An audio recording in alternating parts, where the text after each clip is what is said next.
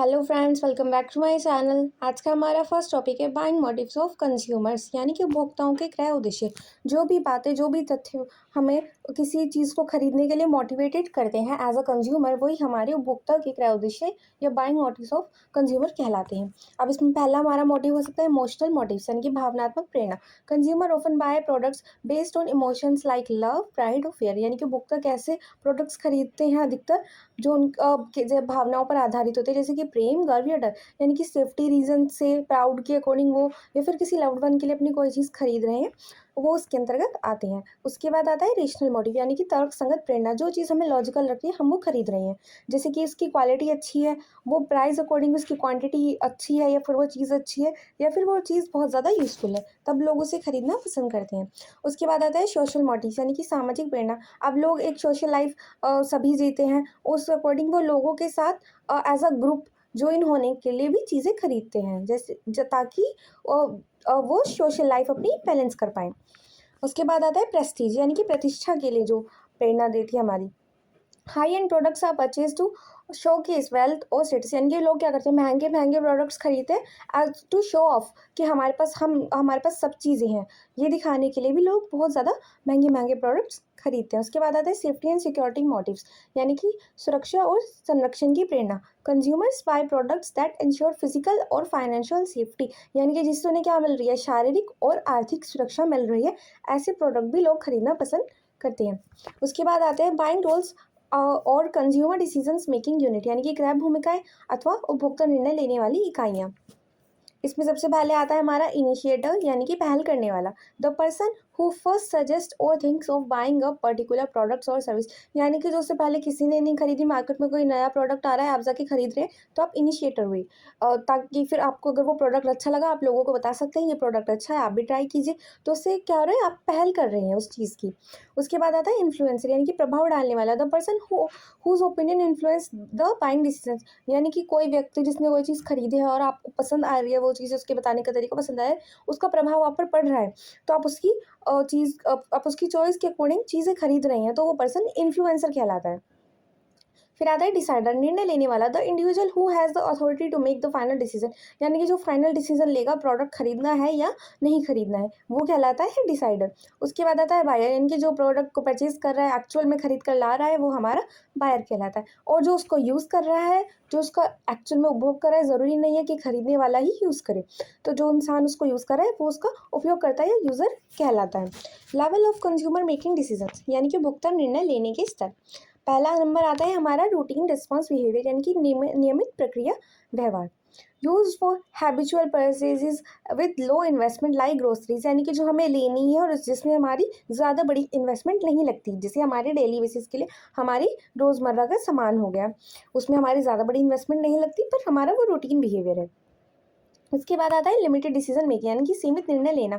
Moderate involvement, consumer compares a few options before buying, यानी कि जब हम आप लिमिटेड डिसीजन की हम कभी कभी लेते हैं, कोई चीज़ जैसे हमें टीवी लेना है, फ्रिज लेना है, तो हम उस चीज़ों से पहले कंपेयर करते हैं कि कहाँ पे किस ब्रांड की क्वालिटी अच्छी है, कि कोई प्राइस के अकॉर्डिंग जो ब्रांड रिजनेबल लग रहा है, हम उस अकॉर्डिंग लेते हैं। क्योंकि लिमिटेड ऐसा नहीं है कि आपको बार बार लेना है, आप ये लिमिटेड टाइम में लेते हैं, तो उस अकॉर्डिंग इसमें आप ऑप्शंस देखते हैं कि क्या ऑप्शन है और उसमें बेस्ट क्या है, आपके अकॉर्डिंग वो आप चूज़ करते हैं। फिर आता है एक्सटेंसिव डिसीजन मेकिंग, यानी कि व्यापक निर्णय लेना।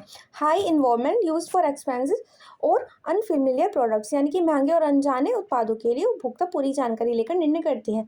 हो सकता है आपको एकदम से कोई महंगी चीज़ खरीदनी पड़े जिसके बारे में आपको कोई नॉलेज नहीं है, तो आप क्या करेंगे, आप उसके बारे में पूरा एक व्यापक निर्णय लेंगे, पूरा आप उसमें कंक्लूजन लेंगे, अपना सारी डिटेल्स देखेंगे, जो फिर आपको ठीक लगेगा आप उस अकॉर्डिंग चूज़ करेंगे। उसके बाद आता है इम्पल्सिव बाइंग, यानी कि आकस्मिक खरीदारी। आप शॉप पर गए, आपको कोई चीज़ अच्छी लगी, आपने बिना सोचे उसको ले लिया। आपको उस टाइम मन किया कि हाँ, ये प्रोडक्ट हमें अच्छा लग रहा है, तो आपने पहले सोचा नहीं और तभी की तभी ले लिया, यानी कि आपने इंस्टेंट बाई किया, इसको इम्पल्स बाई किया है। उसके बाद आता है हैबिचुअल बाइंग, आदतन खरीदारी, यानी कि जो प्रोडक्ट आप खरीदते हैं जिस ब्रांड का या जिस कंपनी का, आपको उसकी आदत हुई हुई है, आप इतना सोचते नहीं है कि अगर आपको एक पर्टिकुलर कंपनी का आपको टूथपेस्ट चाहिए तो आप वहाँ जाके बोल देंगे ये दे दीजिए, इसमें आप सोचते हैं, ये आपकी हैबिचुअल बाइंग है। उसके बाद आता है वैरायटी सिंकिंग बाइंग बिहेवियर, यानी कि आप क्या करें, बहुत सारे ऑप्शंस में से जो आपका बेस्ट लग रहा है, जो आपको नए ब्रांड्स वगैरह हैं ट्राई कर रहे हैं, उस अकॉर्डिंग आप अपनी चीज़ ले रहे हैं। इसके बाद बिजनेस बाइंग बिहेवियर, यानी कि व्यावसायिक खरीद व्यवहार। Business buying behaviour refers to the decision making process used by organisations when purchasing goods of service, यानी कि किसके द्वारा लिया जा रहा है, एक ऑर्गेनाइजेशन, एक संस्था के द्वारा लिया जा रहा है। जब वो अपने लिए कच्चा सामान खरीदते हैं या फिर अपनी सेवाएं खरीदते हैं, वस्तुएं खरीदते हैं, किसी भी कोई भी चीज़ खरीदते हैं एज ऑर्गेनाइजेशन, तब वो कहलाता है बिजनेस बाइंग बिहेवियर। अब इसमें कितने प्रकार आते हैं हमारे, सबसे पहला आता है हमारा प्रोड्यूसर, यानी कि उत्पादक। They buy goods to use in manufacturing their own product, वो क्या कर रहे हैं, कच्चा सामान खरीदने और उससे वो अपना खुद का प्रोडक्ट बनाया। उसके बाद आते हैं रिसेलर्स, यानी कि पुनः विक्रेता, उन्होंने सामान परचेज किया और अब वो दूसरी जगह वहाँ पर बेच रहे हैं। उसके बाद आती है हमारी सरकार, बाय प्रोडक्ट्स और सर्विस फॉर पब्लिक यूज़, तो टेंडर्स और कॉन्ट्रैक्ट्स, यानी कि वो क्या करते हैं, वो टेंडर लगाते हैं, कॉन्ट्रैक्ट देते हैं लोगों को, ताकि वो क्या करें, एक नॉर्मल जनता को भी वो सामान उपलब्ध करा पाएँ। उसके बाद आते हैं इंस्टीट्यूशंस, यानी कि संस्थान, नॉन प्रॉफिट और service organisation buy for operational needs, यानी कि वो गैर जो लाभकारी संस्थाएं हैं जो अपना कोई प्रॉफिट नहीं कमा रही, वो ज़रूरतों के लिए खरीद करती हैं। उसके बाद आता है हमारा factors influencing business buying decisions, यानी कि वो कौन से कारक हैं जो हमारे निर्णय को प्रभावित करते हैं। सबसे पहला आता है हमारे इसमें प्राइस और कॉस्ट, यानी कि क्या उस वस्तु का मूल्य है, क्या उसकी लागत है, ये हमारे सबसे पहले डिसीजन को प्रभावित करती है। जैसे कि आपने देखा होगा, अगर शॉप पे जाते हैं, हम पहले ही बता सकते हैं कि हमारी रेंज इतनी है, आप हमें उस अकॉर्डिंग चीज़ें दिखा दीजिए। उसके बाद आता है प्रोडक्ट क्वालिटी एंड स्पेसिफिकेशन, यानी कि उत्पाद की गुणवत्ता और विनिर्देश। Product must meet strict standards and functional requirement, यानी कि उसकी क्वालिटी अच्छी होनी चाहिए, जो हमें आवश्यकता है जिस चीज़ की वो उसमें इंक्लूड होनी चाहिए, तभी कंज्यूमर खरीदेगा। उसके बाद आता है सप्लायर रिलायबिलिटी, यानी कि आपूर्ति की विश्वसनीयता। Consistent delivery and trustworthiness are essential, यानी कि नियमित आपूर्ति होनी चाहिए और भरोसेमंद सेवा भी बहुत महत्वपूर्ण होती है। यानी कि जैसे कि आपने ऑनलाइन कुछ ऑर्डर किया है तो आपको डिलीवरी अकॉर्डिंग जो आपने ऐप के थ्रू टाइम बताया गया है उस अकॉर्डिंग मिल जानी चाहिए, और भरोसेमंद सेवा से मतलब आपका प्रोडक्ट सही होना चाहिए। उसके बाद आता है आफ्टर सेल सपोर्ट, यानी कि बिक्री के बाद सेवा, यानी कि हमने जो चीज़ खरीद ली है, अब उसके बाद हमें क्या चाहिए, मेंटेनेंस भी चाहिए, अगर उसमें कुछ गड़बड़ हो रही है, टेक्निकल सपोर्ट की ज़रूरत है, तो हमें वो भी दिया जाना चाहिए एज अ कंज्यूमर। उसके बाद status of the business buying process, यानी कि उसके क्या चरण है व्यावसायिक खरीद प्रक्रिया के। सबसे पहला आता है प्रॉब्लम रिकॉग्नाइजेशन, समस्या की पहचान। The company identifies a need और इशू रिक्वायरमेंट अ परचेज, यानी कि जो ज़रूरत है, अब उस अकॉर्डिंग आप अपनी प्रॉब्लम डिसाइड कर सकते हैं कि किस चीज़ की नीड होगी।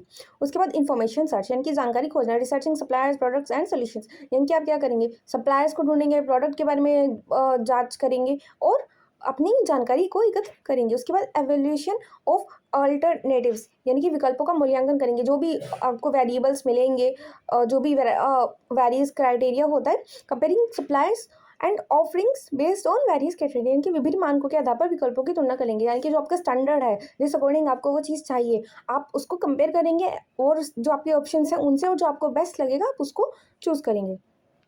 उसके बाद आता है परचेज डिसीजन, यानी कि खरीद निर्णय, यानी कि आपने फाइनल अपना प्रोडक्ट डिसाइड कर लिया है कि आप क्या खरीद रहे हैं।